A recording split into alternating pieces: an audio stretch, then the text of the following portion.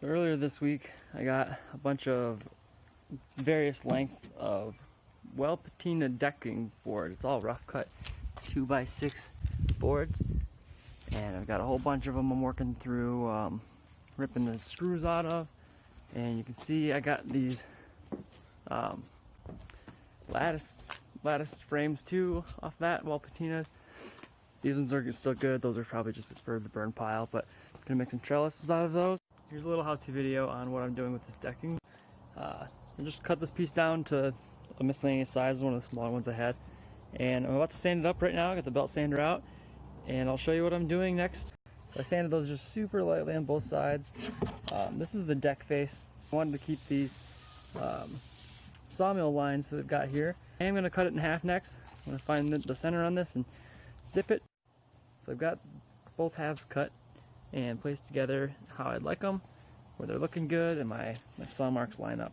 I really like that. I wish I had a planer to make this a little smoother on the inside so I can tighten this gap up, but I think it's going to look good regardless. The idea of what I'm doing here is I will have a rafter, like a crossbar I guess, that will run with these guys as a decorative covering. Alright, so this is the fun part. This right here, this little marking, is half of a 2x4, so it's 3/4 of an inch in, and it's the full length of it, so 3.5 inches. So what I had to do is I set my blade to just beyond, or just underneath 3.5 inches, because you want the outside of your sawed blade to be the last little bit of the cut there for that. And I also set it to just 3/4 inch height. Probably can't see that. There it is. Side note, when you're doing this, don't forget to take the guard off. So the first two dados are cut. The only problem I'm running into now is my blade only comes up to about 3.1/8 inch. So I'm going to be about 3/8 of an inch short for this next cut. But I'll show you a way we can take care of that, no problem. So we've got all the cuts made.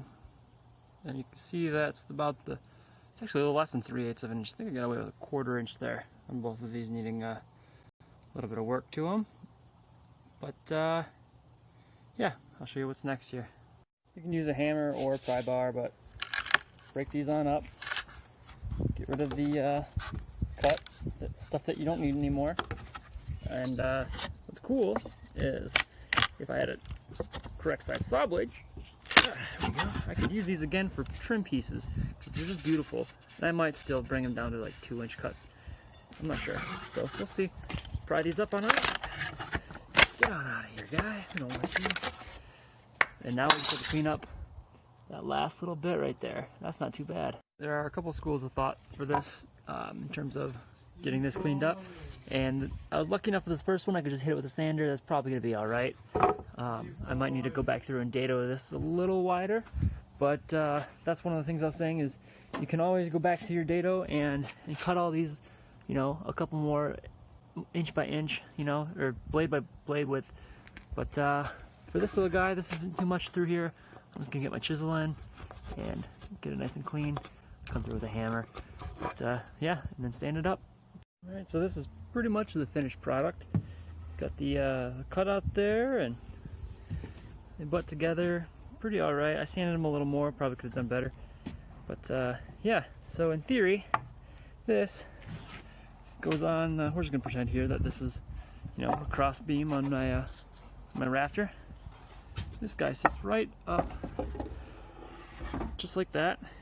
And then, voila, you've got a beautifully reclaimed rafter, cross beam, timber, whatever you want to call it. But easy way to make a great looking product out of reclaimed materials.